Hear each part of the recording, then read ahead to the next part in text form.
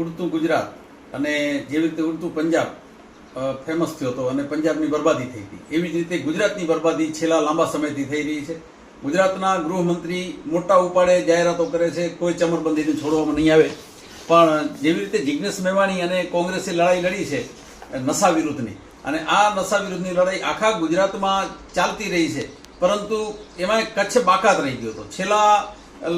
છેલ્લા એક વીકની અંદર જ કચ્છની અંદરથી કરોડો અંદાજે 4.5 કરોડ આસપાસનો પદ્ધરમાંથી જે દારૂ પકડાયો, એવી જ રીતે અલગ અલગ મોડસ ઓપરેન્ડીથી દારૂ ઘુસાડવામાં આવ્યો છે કચ્છમાં.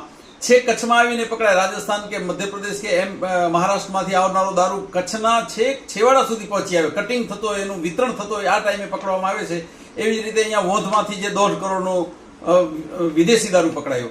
અને આ સિવાય ગઈકાલે પોસ્ટ ડેટાની ખેતી થઈ રહી છે, એટલે કે વાગડ વિસ્તારમાં જે ભીમાસર ભૂટકિયા ગામ છે ત્યાંથી પોસ્ટ ડેટાની ખેતી થઈ રહી છે. બાલાસર પોલીસ સ્ટેશનની સામે પોસ્ટ ડેટા ભરેલી જતો કોઈ બોલેરો પિકઅપ ગાડી એક યુવાન 23 વર્ષના દલિત યુવાનની હડફેટે ટક્કર મારી અને એની સ્થળ ઉપર મૃત્યુ થઈ જાય છે. અને એમાં જે ભરેલા પોસ્ટ ડેટા બીજી ગાડીમાં ઉથલાવવામાં આવી રહ્યા છે. પોલીસ સ્ટેશનની સામે આ બનાવ બને છે. તો જે કાયદાના રક્ષકો ક્યાં છે?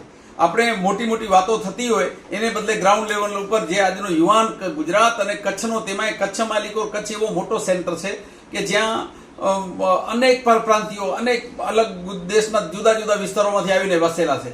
અને આપણે જાણીએ છીએ જે સાંજના અકસ્માતો થાય છે, મોટા ભાગના જે ટર્બાઓ ટ્રકો ચલાવનારા ડ્રાઈવરો હોય, અંધારો પડ્યા પછી હાઈવે ઉપર જવું અસલામત છે, કારણ કે ડ્રગ્સનો વેપલો એટલો વધી ગયો છે. એટલે સરકારને મારી નમ્ર વિનંતી છે કે સ્ટેટ મોનિટરિંગ સેલ બહારથી આવીને પકડે. બીજો કચ્છની લોકલ પોલીસ છે જે સ્થાન ઉપર છે, અત્યારે તો આપણે જાણીએ છીએ કે છેલ્લા અઠવાડિયામાં પોલીસની પણ પીઆઈઓની બદલી કરવામાં આવી છે. ખરેખર પીઆઈઓ કરતા એસપી અને ડીવાયએસપીઓની બદલી જરૂરી છે. આ પગલાં ઉપર લેવલથી લેવાય, કારણ કે તળિયાનો પોલીસ કર્મી કરતા જે હપ્તો છેક ઉપર સુધી જાય છે એવી રાડ છે. તો અમારી વિનંતી છે, જે ગુજરાતનો આ યુવાનો બરબાદ થઈ રહ્યા છે, યુવાનો ઉપર જે પ્રકારે એક નશાનું ભૂત સવાર થયો છે, આ સરકારની ઢીલી નીતિ છે. સરકારની ઢીલી નીતિ નહીં, સરકારની હપ્તા પદ્ધતિ આ નશાખોરીમાંથી બંધ થવી જોઈએ. ભલે ગૌમાંસમાંથી એ લોકો લે છે, આ પણ ગલત જ છે, એ પણ બંધ થવું જોઈએ. પણ સૌથી પહેલા યુવાનો બરબાદ થઈ રહ્યા છે, દેશનો સમાજ, અને એમાંય ખાસ તો જે યુવાધન બરબાદ થઈ રહ્યો છે. એ ખૂબ દુઃખ થાય છે કે આ નશાનો કારોબાર તાત્કાલિક અસરથી અટકે.